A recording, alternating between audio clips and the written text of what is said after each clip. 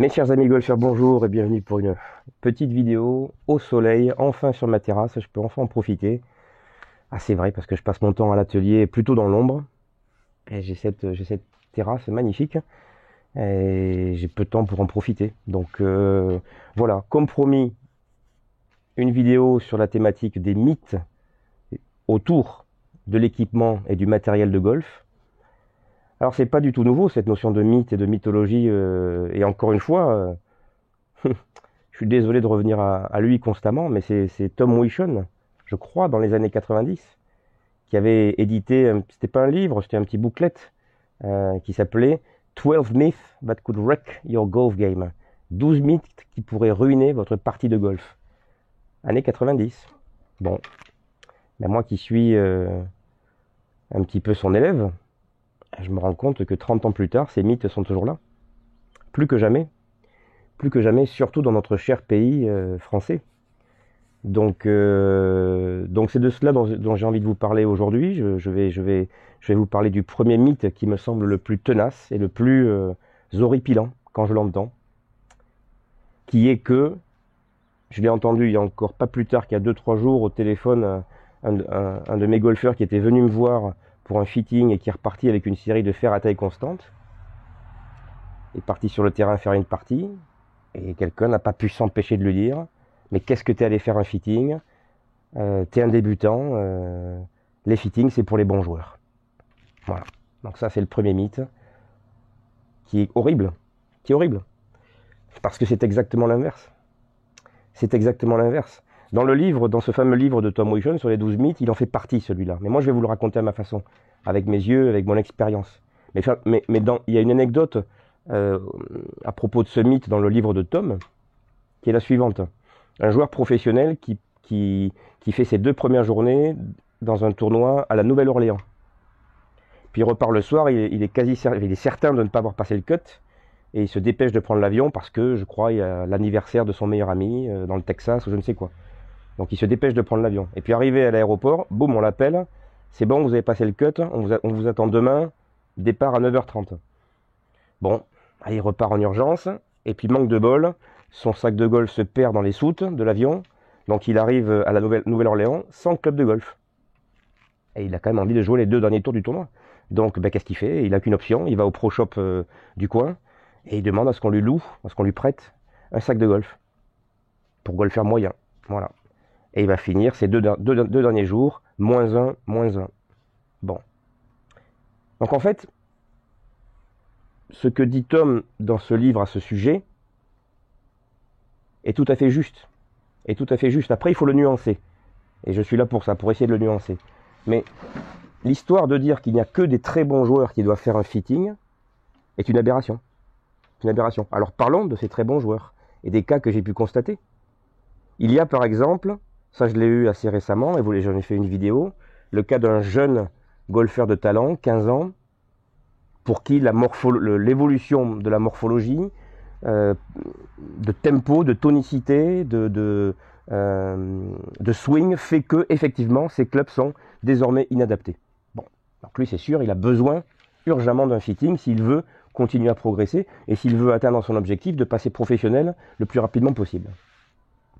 Le deuxième cas de figure, ça je le constate souvent, et même je pourrais m'englober dedans, eh oui, ma propre introspection, et le cas du très bon golfeur, qui a toujours entendu dire qu'un très bon golfeur doit jouer des shafts raides, des shafts lourds, des lames. Bon, alors pour les lames, je continue à les jouer, là j'avoue, je suis un peu tête brûlée, mais ça me plaît, je les joue bien, je continue. Par contre, eh oui, j'ai accepté l'idée, cette année, à 49 ans, de passer au graphite.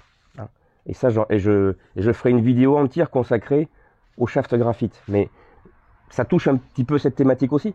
Hein, c'est-à-dire, ici, on est dans ce deuxième scénario, c'est le scénario du très bon joueur, qui sait qu'il a été un très bon joueur, mais qui, de par son travail, qui lui prend de plus en plus de temps, de par sa famille, ses enfants, ses obligations, a de moins en moins le temps de jouer, et qui réalise qu'il ne fait plus les scores qu'il faisait il y a 5 ou 10 ans, mais qui a toujours en tête de se dire, j'ai été un très bon joueur, donc je vais continuer de jouer des shafts très raides, des clubs très lourds, des têtes difficiles à jouer, etc. etc. Donc ce golfeur-là aura besoin effectivement, c'est pas tellement d'un fitting, mais d'une prise de conscience de son évolution. Voilà. Maintenant, et le dernier cas, et c'est celui de l'exemple de ce joueur à la Nouvelle-Orléans, du très très bon joueur qui effectivement est capable de jouer à peu près avec n'importe quel club, il va s'adapter. Bien sûr que ça ne sera pas les clubs parfaitement fités pour lui, mais il pourra jouer au golf, il pourra scorer. C'est ça l'idée qu'il faut retenir. Il pourra s'adapter. Donc à l'inverse, un débutant ou un joueur qui a peu de golf, qui a peu de confiance en lui, qui a une morphologie atypique, alors lui, il a clairement besoin de faire un fitting et d'avoir des clubs les plus adaptés possibles. Ça, c'est une certitude. Le nombre de fois que j'ai vu passer, que j'ai reçu en tout cas, des joueurs débutants qui avaient des clubs, mais pour débutants justement, mais des clubs qui n'avaient pas la bonne longueur, qui n'avaient pas le bon grip, qui n'avaient pas le bon shaft, qui n'avaient pas le bon poids, etc., etc. Je me suis dit, monsieur, oui, je comprends pourquoi vous n'évoluez plus, pourquoi vous n'arrivez pas à passer un certain cap. Vous avez besoin vraiment de clubs sur mesure. Donc voilà, donc ce mythe-là, il est tenace. Il me fait mal parce que je reviens à ce joueur pour qui j'ai fait des fers à taille constante, qui me semblait être un très bon concept pour lui, justement parce qu'à son âge, etc., il n'a plus 50 ans pour apprendre à jouer au golf. Donc je suis convaincu que des fers à taille constante vont lui permettre d'avancer plus vite, plus sereinement avec son professeur de golf, de se construire un seul et même swing de fer. Et entendre 3 jours plus tard sur le terrain un de ses copains, ou en tout cas quelqu'un qui joue avec lui, le descendre en lui disant qu'il n'a pas le niveau pour jouer avec des clubs sur mesure. Heureusement que j'étais pas sur le parcours ce jour-là, hein, parce que franchement, je pense pas que j'aurais gardé mon calme. C'est insupportable. C'est insupportable.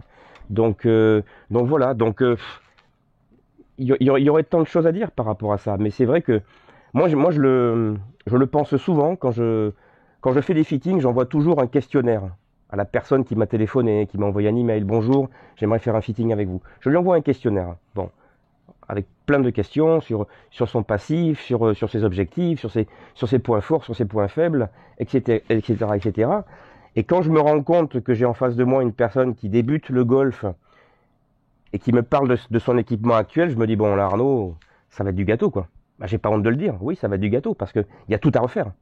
Rien ne va dans son équipement actuel. A l'inverse, quand je vois un très bon joueur, 3, 4, 5 d'index qui m'envoie son équipement actuel, il m'arrive souvent de penser, Arnaud, qu'est-ce que je vais pouvoir faire pour lui? Parce que à son niveau de jeu, ça va être des petits détails. Hein, je ne vais pouvoir que peaufiner. C'est une évidence. Ou alors il tombe dans le cas que je vous ai expliqué du joueur qui n'a plus le temps de jouer et à qui il va falloir faire accepter de jouer des clubs plus faciles, plus tolérants. Voilà. Mais ce cas-là est aussi voilà. Donc très clairement, je partage à 100% l'avis encore une fois de Tom Wichon par rapport à cette idée. Non, ce ne sont pas les bons joueurs en priorité qui doivent faire un fitting. Ce sont plutôt les joueurs débutants, ou en tout cas les joueurs qui veulent progresser. Voilà. Quant aux bons joueurs et aux très bons joueurs, on peut les aider, on va les aider, mais c'est au cas par cas, ça dépend d'un contexte très particulier, ça va dépendre par exemple du terrain de golf sur lequel ils jouent le plus souvent, ça va dépendre du temps qu'ils peuvent consacrer au golf par semaine ou par mois, ça va dépendre de tout ça, voilà. Mais des joueurs débutants, ou en tout cas, voilà, jusqu'à 20 d'index, la plupart du temps, je me dis Arnaud, je vais me régaler parce que là on va aller au fond du sujet et je vais les aider, mais vraiment, j'en ai la certitude. Voilà. Donc voilà ce que je pouvais dire par rapport à ce premier mythe. Voilà. N'hésitez pas à faire passer le message autour de vous, à vos enseignants. Là aussi, je pourrais en parler. J'ai pas du tout envie de critiquer qui que ce soit, mais un des gros problèmes en France qu'il y a à l'heure actuelle, c'est qu'il n'y a aucun dialogue entre des gens comme moi et des enseignants de golf. Je peux vous l'affirmer, j'ai tenté X fois d'ouvrir les portes, elles m'ont toujours été refermées. Ça commence un petit peu à s'ouvrir par rapport à certains enseignants que je connais depuis très très longtemps. Ils commencent à comprendre un peu mieux mon métier et ce que je fais. Mais ce que je sais, c'est qu'il y a plein d'autres enseignants dont j'entends parler qui ne regardent même pas l'équipement de leur golfeur. Et ça me, quand même, ça me choque. Ça me choque.